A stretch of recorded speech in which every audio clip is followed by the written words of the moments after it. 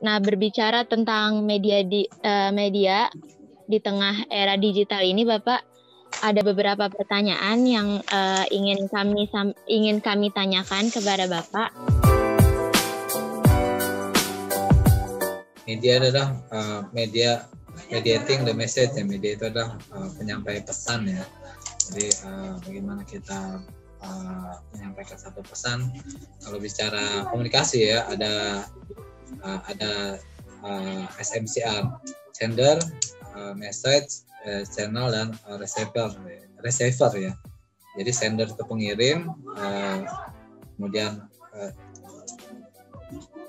sender, message, kemudian pesannya apa, kemudian channel. Nah, ini channel sebagai media ya. Jadi dari pengirim, kemudian pesannya apa, kemudian channelnya apa atau medianya apa, kemudian kepada si penerima, receiver ya. Nah, ini media sangat penting ya dalam proses komunikasi gitu. Jadi dalam proses komunikasi apapun sebenarnya ada medianya gitu ya. Bisa kalau yang media sekarang ada media digital, media elektronik, kemudian media cetak ya, itu salah satu bentuk-bentuk media ya. Nah, kemudian fungsi media itu ada 4 ya, itu untuk informasi, bagaimana kita menyampaikan informasi, to educate untuk pendidikan, to entertain untuk hiburan, kemudian to persuade untuk mempersuasi atau merubah sikap. Jadi dalam sebuah media sebenarnya tidak ansih hanya satu fungsi ya, tidak hanya fungsi hiburan saja atau informasi saja, tapi bisa jadi dalam sebuah media itu ada 4 fungsi itu, cuman porsinya berbeda-beda, atau bisa jadi 2 atau 3 fungsi gitu dari keempat fungsi tadi gitu ya.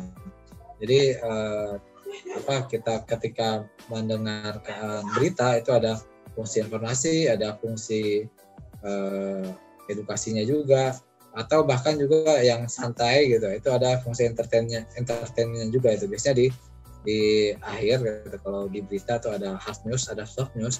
Itu di soft news itu biasanya ada juga fungsi hiburannya gitu. Jadi ketika kita menonton berita atau mendengarkan berita pun itu bisa jadi kita mendapatkan beberapa fungsi itu ya, fungsi hiburan, fungsi informasi, kemudian fungsi pendidikan juga gitu ya.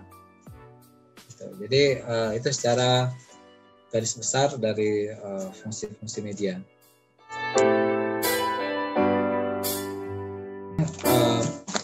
Media atau apapun ya di dunia ini sebenarnya punya dua sisi ya, ada positif, ada negatif. Bahkan bencana pun itu ada 2 sisi ya, ada positif, ada negatif. Orang yang negatif akan bilang, wah ini saya dirundung bencana, bersedih hati, bahkan menyesali, bahkan menyalahkan Tuhan gitu ya. Nah, itu satu bencana. Kemudian orang yang punya sisi positif melihat bencana itu sebagai ujian, cobaan, mungkin ada nilai pelajaran atau ibroh di dalam sebuah musibah nih. Itu jadi ada 2, pasti semua hal ada 2 sisi positif dan negatif. Nah, jadi era digital ini ya luar biasa gitu ya. Nah, tinggal teman-teman mau ambil porsi di mana nih. Kalau di RDK misalnya podcast nih ya. Nah, podcast ini bisa dijadikan sebagai ujung tombak dari salah satunya selain siaran reguler ya. Podcast ini juga nanti di RDK harus dikembangkan nih. Kalian sebagai calon pengurusan ya nanti ya ke depan ya. Dan calon pengurus RDK yang harus mengembangkan. Era digital ini jangan dianggap sebagai sesuatu yang negatif atau memberatkan. Kita ambil positifnya, apa yang kita bisa lakukan di era digital ini. Bapak, terima kasih atas waktunya Pak dan penjelasannya. Saya mengambil sedikit kesimpulan dari wawancara pada kesempatan kali ini tentang tema optimalisasi media di tengah era digital.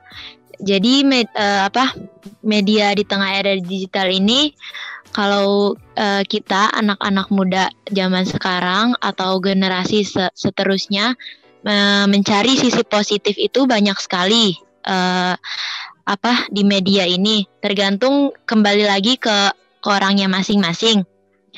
Dan untuk penggunaan media sendiri itu diusahakan untuk sesuatu yang bermanfaat. Kita juga terima kasih banyak Pak sudah menyempatkan waktunya untuk bersedia kami wawancarai. Semoga wawancara kali ini bermanfaat bagi orang banyak dan terutama bagi kita tersendiri. Iya, terima kasih Bapak.